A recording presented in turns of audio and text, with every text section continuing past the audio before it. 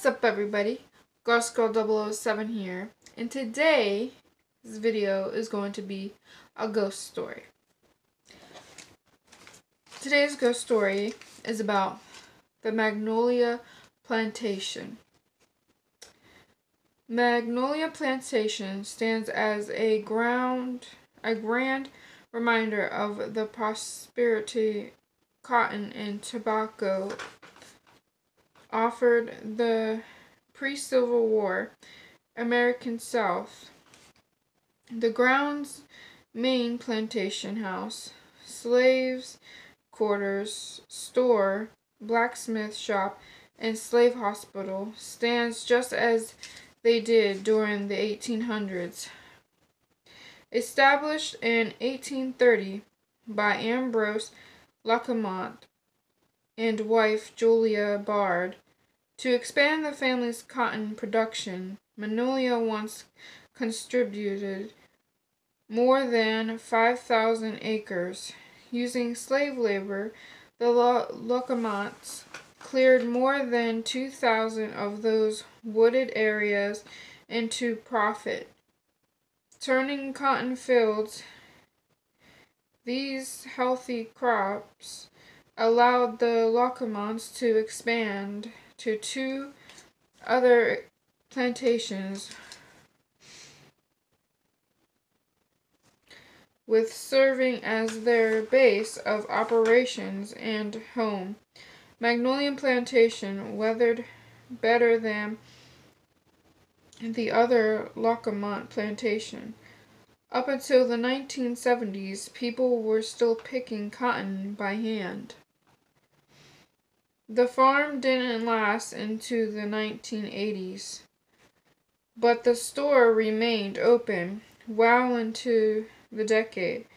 By 1990, the store had closed and property was falling into ruin. However, Magnolia was saved. When in 1994, the plantation was donated to the National Park Service, who preserved this haunted historical site. It is the treatment of slaves who cleared the land, built the main house and store and plantation, and harvest the fields that has left the historic mansion riddled with ghost stories and paranormal activity.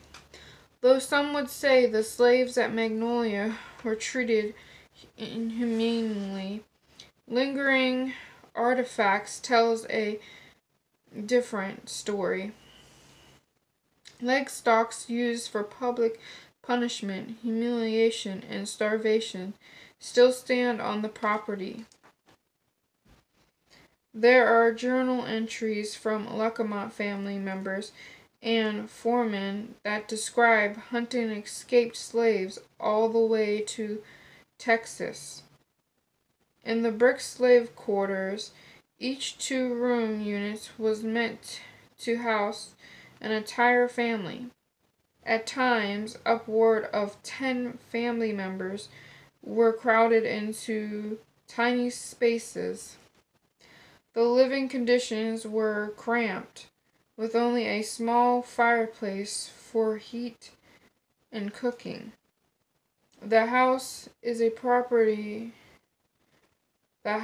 pretty haunted place, a form of silent rebellion.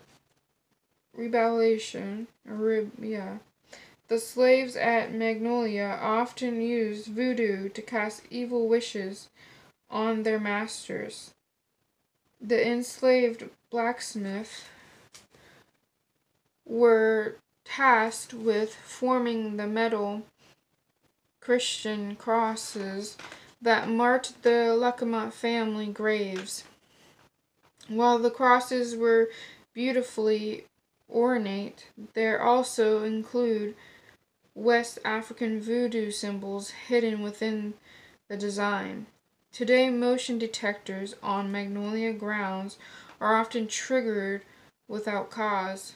Ghostly apparitions are seen in the main house, along with of disembodied voices. The large evidence of evil, voodoo, combined with this plantation sordid history, make it one of the most haunted places in the southern United States. Some say you could still hear voices of chanting voodoo rituals. So is this place still bursting with the darkness? We may never know.